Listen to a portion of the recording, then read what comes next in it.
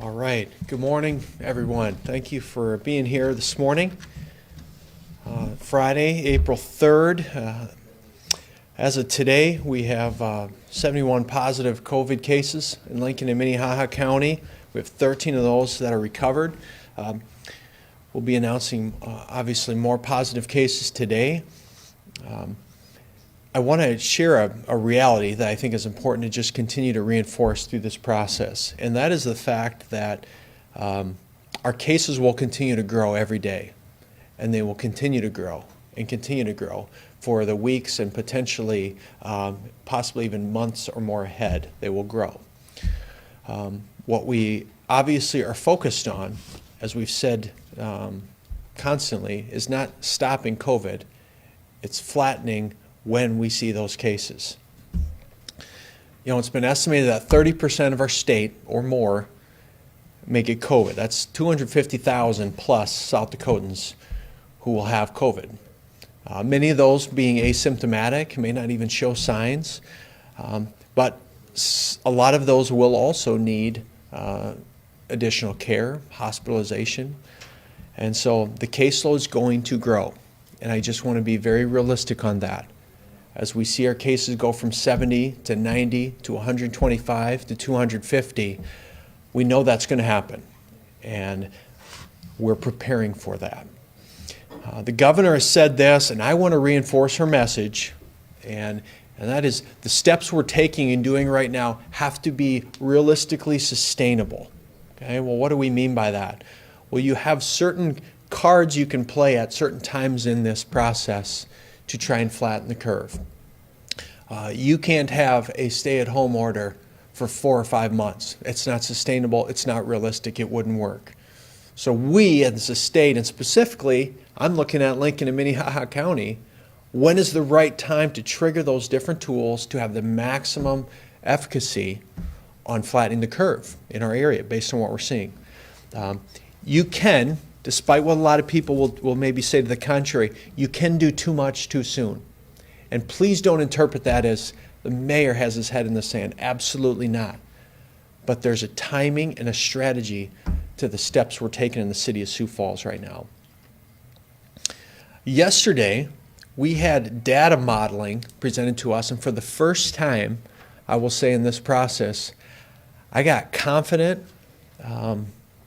accurate, and verifiable data from multiple sources that says, based on the steps we're taking for mitigation, this is the impact. If we do something 30 days, 60 days, 90 days, here's what we can expect to see with the curves. We have plans that we're following in the city. We have strategies. We have different levels of action.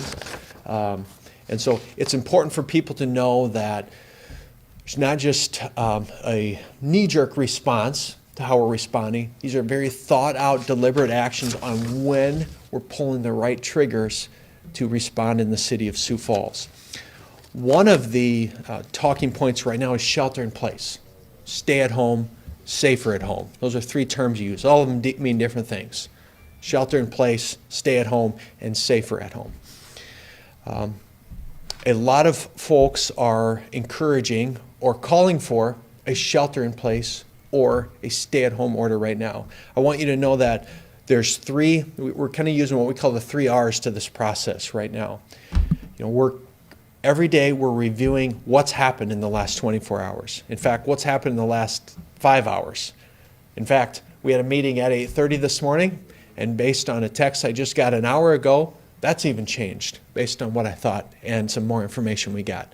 That's literally how fluid things are happening right now. So we review that. Then we reassess our actions that we've taken or not taken today, and then we realign our priorities in those initiatives based on how we need to respond with the most recent data we have. So we review, reassess, we're realigning that constantly.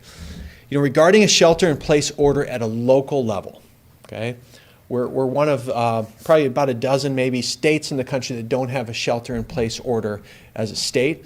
So we're looking at, okay, what does that look like at a local level?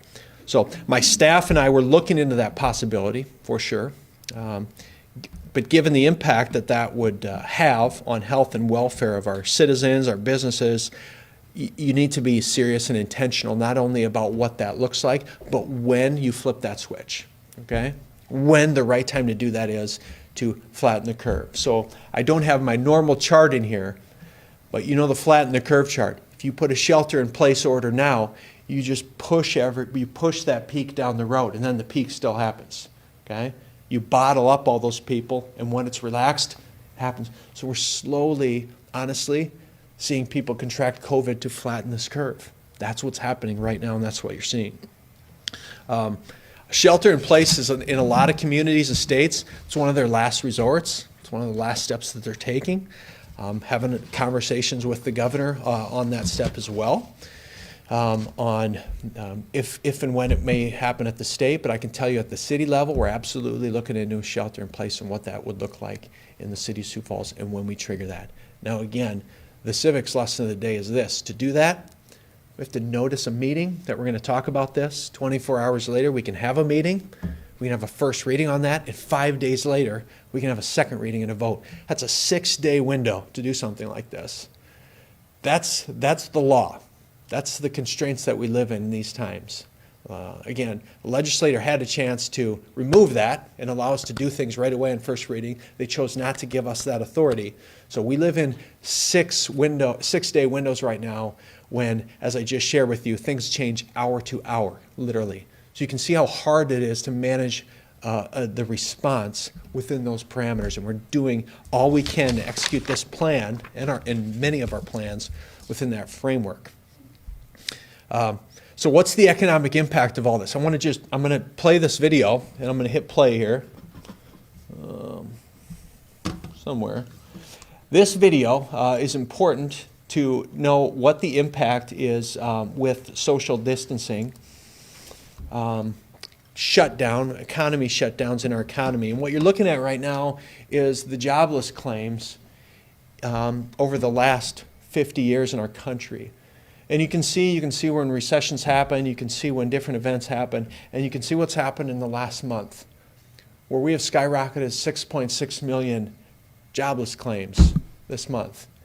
And I can tell you that this line here represents a whole new set of challenges we're dealing with in this city, and not just in Sioux Falls, across the country. Homelessness, mental health, food security, evictions, all a whole nother set of public health hysteria almost that we're dealing with in this level. Do I say this to say, well, Paul, what's a life worth? Okay, well, you're showing that, you're saying that the economy is more important than a public health response? No, I'm not. But in this line, there's a lot of lives, and there's a lot of public health that has to be dealt with as well. So that is the dichotomy of this issue, and that's what we're dealing with right now, is public health COVID, the economy and public health related to that, and we're walking this line right here, trying to do both. It's hard. It's a hard line to walk, but I think that's a very important chart to drive home that challenge. I'll tell you that our social distancing in Sioux Falls is working. I got a report of our traffic counts in our city. Traffic overall is down more than 30%. Okay, we have ways to measure traffic volumes on some of our major arterials and streets in the city. Down 30%. It's good. Wish it was a little more. I think we'll continue to see more. But people are listening. For that, I want to thank the citizens and the residents of the city who are listening to that and who are practicing good social distancing. There's a lot of websites out there that are crowdsourcing data and are using open source data, open APIs to gather data and share cell phone GPS information, coordinates. Are people actually staying in homes? Are they moving around their city? One of the more trusted ones gave Minnehaha County an F as of about 4 days ago. Continued reinforcement of this message. We've moved up to a C now, which is good. But I know when my kids bring home a C, I'm not happy, and I want an A. And so we're going to keep preaching that message of social distancing. And again, like I said, looking at what the next steps are in our plan as we see the uptick of the curve just beginning in our city. Tomorrow, because I have no meetings or events to go to anymore on the weekends, I'm actually going to go to 4 or 5 kids' houses and surprise them, Publishers Clearinghouse style, for the great work they did with the art they put in their windows. Really, that's been just a home run for our kids who have the cabin fever going on. So I can't wait to do that tomorrow. If you want to join me along on that, I'll sure would welcome you. Last two things I want to say. First, I want to say a note on civility. I would continue to, just like I'm talking a lot about social distancing, I want to reinforce the importance of civility in our dialogue during this time. And I want to specifically lift up our governor, who is in an incredibly challenging role. And I watch her press conferences, and I lean on her words and how she's leading our state. And some of the ways that people interact with their elected officials is embarrassing. It's disrespectful. It's not productive. We're in this together. It doesn't do any good to do name calling or armchair quarterbacking or questioning what someone's wearing in a press. I mean, it's ridiculous. We need civility. We don't do that in Sioux Falls. We're better than that. We're better than that in the state. And so I would ask that you don't point out problems, look for solutions, okay? Be positive. Positivity will get us through this. And so civility is really important in times like this, especially when issues are somewhat divisive and everyone has a different idea on what a successful mitigation response looks like.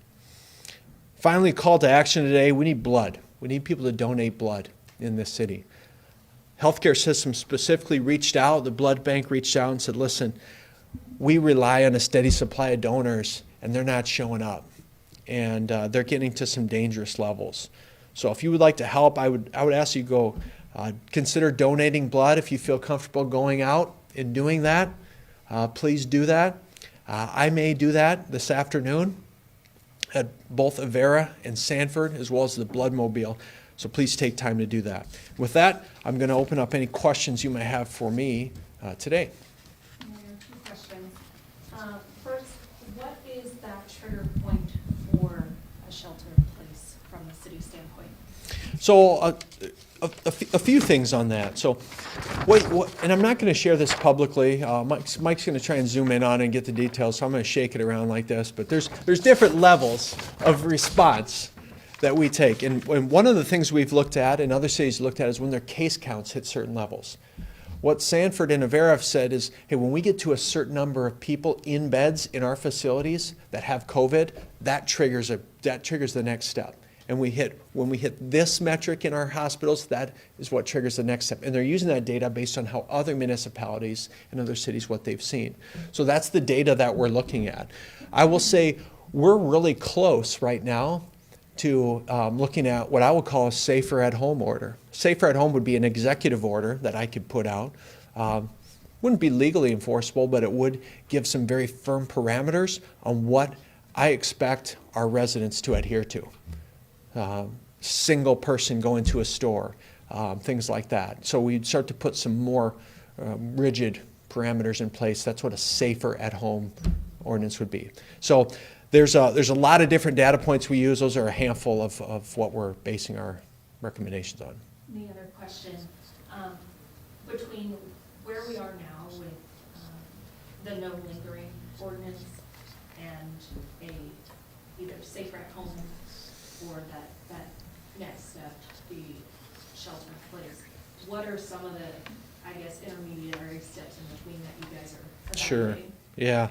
So the question is, based on what we've done today and full city lockdown, what are the interstitials that you can live with in there? And we have our parks are still open. Playground equipment isn't, but parks are still open. People are still gathering there. We may have to close our parks at some point. Honestly, the grocery stores and the big box stores, there's too many people in them. So do we have to start limiting the occupancy there based on a percentage of their fire code capacity and putting an ordinance in place that only allows, let's say, 10% of their max occupancy to be in that store at any one time? Because that's where it seems like those are starting to be the pinch points. So you can put in ordinances or policies that just sound good. Like we could put in a curfew from 10 p.m. to 5 a.m. Is that a problem, 10 p.m. to 5 a.m.? Is that where we're having problems? You know, I can tell you where the problems are. There are some of those stores where a lot of people are gathering in big chunks. And so that's what we're looking at, is some of those things that we might consider. Can you tell us approximately the hour times that you're seeing the people in large amounts in the stores? Well, one of the challenges that has happened is the stores have reduced their hours. Okay? One of our largest grocers in the city went from being 24 hours to 8 to 8. So what that does is it pushes more people into the store, because now they only have 12 hours versus 24 hours. And so we have more people going at a limited amount of time. So those stores, I could ask them to be creative, say, go back to 24 hours and provide incentives for people to shop from 1 a.m. to 4 a.m. Maybe some special deals, which will get people to limit the times when they're in the stores instead of everybody there from 8 to 8. So it's definitely, the 8 to 8 is crunch time, when we're seeing a lot of people at stores when I wish they weren't. All right, well, thank you for being here again today. Stay tuned. There's a lot of pieces that are moving rapidly right now. I'll just leave with that last comment, including the governor's giving an update at 1 o'clock, and he's going to share some data modeling that will again further drive what we're doing in Sioux Falls and specifically Lincoln and Minnehaha counties. So thank you.